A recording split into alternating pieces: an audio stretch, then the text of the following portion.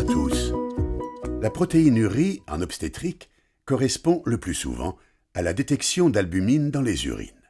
L'albumine est une petite molécule en grande quantité dans le plasma. Elle permet de poser le diagnostic de prééclampsie et de diagnostiquer les formes graves. Exceptionnellement, il s'agit d'une protéine d'hyperdébit, comme l'élimination d'une protéine de structure normale, mais en excès dans le plasma. C'est le cas dans l'hémolyse, la myoglobine dans le cas des rhabdomyolyses, les leucoses ou le myélome. En cas de fièvre, une protéinurie transitoire peut apparaître en lien avec une vasodilatation glomérulaire. Quel est le problème lorsque l'on dose la protéinurie en grammes par litre? Si la patiente émet peu d'urine, elle va en une heure excréter 20 mg de protéines, mais dans un volume réduit, 20 ml dans notre exemple. La concentration sera ici d'1 gramme par litre. Par contre, si la patiente a une diurèse plus élevée, elle excrétera toujours la même quantité de protéines, c'est-à-dire 20 mg, mais dans un volume plus élevé, par exemple 200 ml. La concentration sera donc réduite à 0,1 g par litre. On voit donc que les faux positifs et les faux négatifs sont tout à fait possibles et même fréquents. C'est pour résoudre ce problème que plusieurs équipes de chercheurs se sont réunies. Ils ont cherché un traceur qui serait excrété par le rein de façon constante dans le temps, et ce, quelle que soit la quantité d'urine produite en millilitres. Ce traceur, c'est la créatininurie. Mais d'où vient-elle? La créatininurie, c'est l'excrétion urinaire d'un déchet musculaire produit par le foie. Il dépend de la masse musculaire et de la fonction rénale. Il est un peu augmenté si la masse musculaire est importante ou si l'exercice physique est soutenu. Il est un peu diminué si la musculature est très faible. C'est également le cas dans les insuffisances rénales ou hépatiques, mais très sévères. Nous avons choisi de symboliser la créatininurie par ces jolies petites fleurs roses.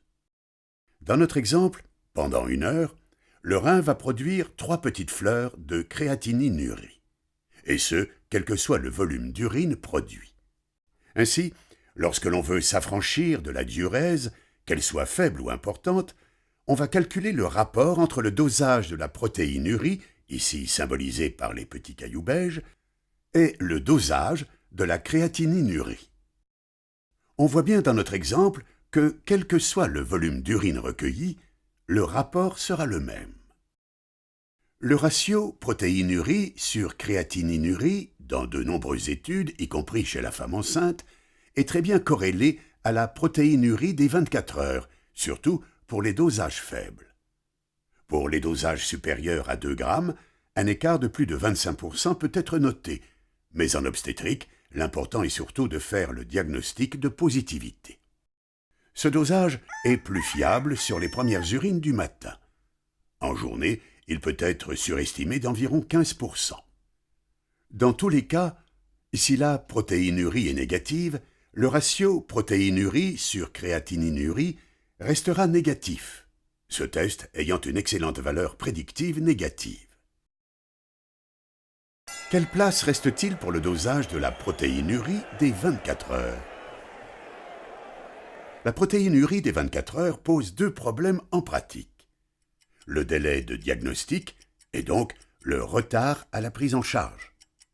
Mais surtout, la difficulté d'obtenir un bon recueil.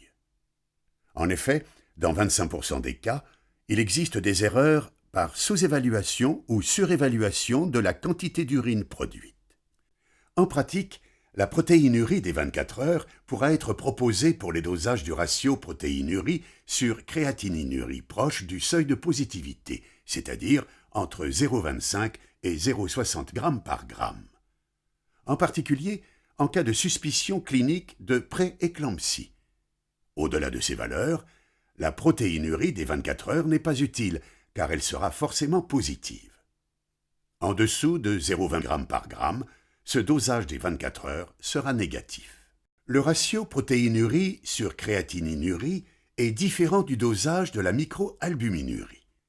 La microalbuminurie, c'est la recherche d'une très petite quantité d'albumine, moins de 0,3 g par 24 heures, non détectée par les mesures habituelles. Il est possible de doser le ratio de la microalbuminurie sur créatininurie sur une miction en le rapportant là encore à la créatininurie. La recherche est surtout indiquée en cas de diabète préexistant pour rechercher une atteinte rénale débutante. Il n'existe pas de seuil défini pendant la grossesse. En définitive, le ratio protéinurie sur créatininurie permet d'avoir un résultat fiable et rapide.